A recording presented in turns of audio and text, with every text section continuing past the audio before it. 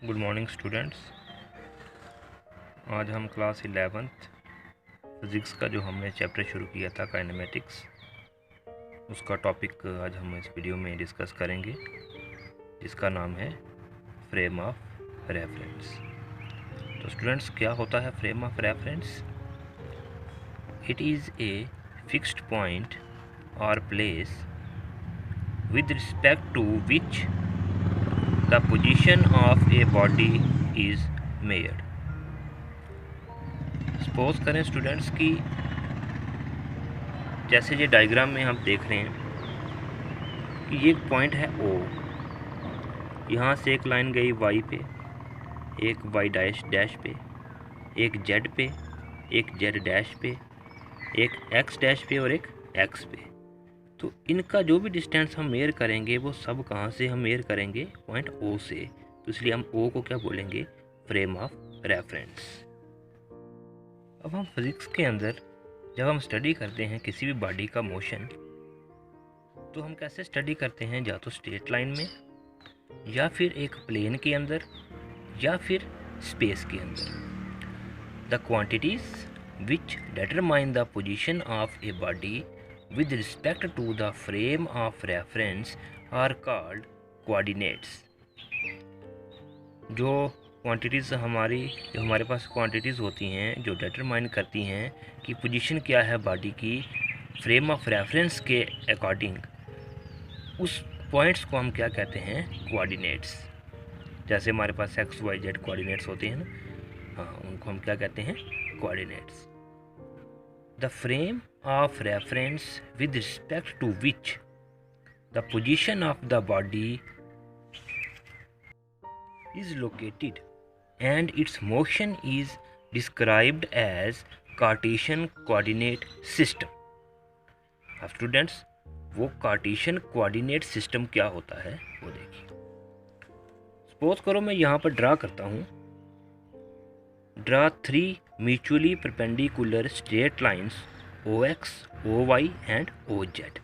मैंने mutually perpendicular lines जो है स्ट्रेट लाइंस को ड्रा कर ली, OX, OY and OZ from A common point O।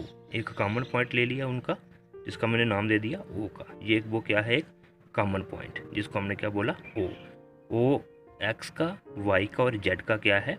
एक कॉमन पॉइंट है। अब देखिए, इस कॉमन पॉइंट से यहाँ पर X गया, यहाँ पे Y, यहाँ पे Z। जब भी हमने इनका डिस्टेंस मेयर करना होगा, इनकी लेंथ मेयर करनी होगी, तो हम O से करेंगे, इसलिए हम O को फ्रेम ऑफ रेफरेंस भी कहेंगे। अब वो जो डायग्राम में आपने देखा था कि पॉइंट O था, जो जहाँ पर 3 स्ट्रेट लाइंस इंटरसेक्ट कर रही हैं और meet each other, is called the origin. उसको हम क्या कहते हैं? ओरिजिन। यानी कि वहाँ से ही सारी लाइंस जो है वो शुरू हुई हैं, ओरिजिन है वहाँ पर। ओरिजिन कह सकते हैं, initial point, starting point, reference point, ठीक है। The lines OX, OY and OZ are called positive X axis, Y axis and Z axis. अब इन लाइंस को जब हम ये जो लाइंस हैं, जब हम Y वाली लाइन को पीछे वाली साइड बढ़ाएंगे तो वो Y डैश हो जाएगी। जब X वाली लाइन को पीछे बढ़ाएंगे वो X डैश हो जाएगी। और जब Z वाली लाइन को पीछे बढ़ाएंगे तो वो Z डैश हो जाएगी। X dash, Y dash and Z dash.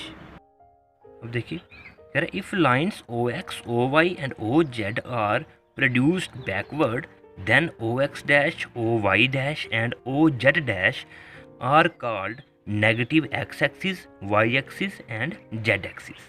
ठीक है, जब सिंपल हमने OX, OY, OZ लिया था, वो हमारे पास थे positive X axis, Y axis and Z axis. जब हमने इनको पीछे वाली साइड बढ़ा दिया, उनका डैश ले लिया, OX dash, OY dash and OZ dash, उनको हमने बोल दिया negative X axis, Y axis and Z axis. The planes containing axis of X and Y, Y and Z and Z and X are called XY plane, YZ plane and XZ plane. कौन से? ये वाले। ये आपके पास एक plane बन गए। कौन से? ये वाले, XY प्लेन, YZ प्लेन और ZX प्लेन। ठीक है, ये जो बने, ये क्या बन गए? आपके पास प्लेन बन गए। These three planes taken together are called the Cartesian coordinate system. जब हम इन तीनों प्लेन्स को एक साथ लेंगे तो वो हमारे पास क्या बन जाते हैं, कार्टेशियन कोऑर्डिनेट सिस्टम। कौन से प्लेन्स स्टूडेंट्स, देखो अभी आप जेड डैश को भी भूल जाओ, एक्स डैश को भी भूल जाओ, वाई डैश को भी भूल जाओ, सिर्फ देखो एक्स वाई ये एक प्लेन बन गया, ये पूरे का पूरा एक प्लेन, वाई जेड दूसरा प्लेन, जेड और एक्स तीसरा प्लेन। जब हम तीनों प्लेन्स को आपस में एक साथ इकट्ठा जब हम कहेंगे तो ये तीनों प्लेन्स आपस में जब एक साथ लेंगे तो इनको हम क्या नाम दे देंगे, कार्टेशियन कोऑर्डिनेट सिस्टम। अब नेक्स्ट है हमारे पास कि types of frames of reference. जो हमने फ्रेम ऑफ रेफरेंस पढ़ा उनकी क्या टाइप्स हैं, किस किस तरह का फ्रेम ऑफ रेफरेंस होता है। टाइप्स में सबसे पहले हम बात करेंगे इनर्शियल फ्रेम ऑफ रेफरेंस। तो क्या होता है inertial frame of reference, any frame of reference which is either at rest or moving with uniform velocity is called inertial frame of reference।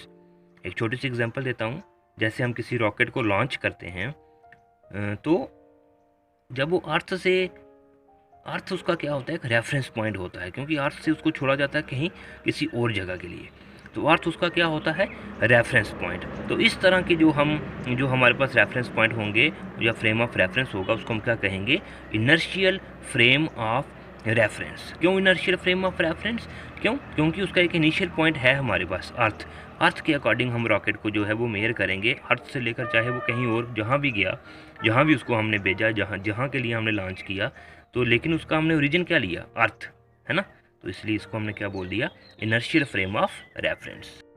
Second है नॉन इनर्शियल और accelerated frame of reference. तो non inertial frame of reference क्या होता है, any frame of reference moving with variable velocity. Variable velocity का मतलब ये है कि वेलोसिटी जो है वो कभी ज़्यादा हो रही है कभी कम हो रही है, वेरी कर रही है। और यूनिफॉर्म का मतलब होता है एक जैसी, यानी कि इक्वल इंटरवल ऑफ टाइम और वेलोसिटी भी इक्वल, उसको हम कहते हैं यूनिफॉर्म। वेरिएबल और नॉन यूनिफॉर्म दोनों सेम होती हैं। Are is accelerated is called non inertial frame of reference. For example हम बस में ट्रेवल करते हैं और बस की छत के ऊपर बैठे हुए हैं, और जब बस चलती है तो हम देखते हैं कभी तो हम तेज़ मोशन में आ जाते हैं, कभी हम स्लो हो जाते हैं। तो वो जो हम वेरी करते हैं टाइम के साथ, वो हमारी एक एग्जांपल बन जाती है non inertial frame of reference. ठीक है स्टूडेंट्स, तो ये हमारा 11th का टॉपिक था। नई वीडियो में हम कोई नया टॉपिक डिस्कस करेंगे। Thank you students.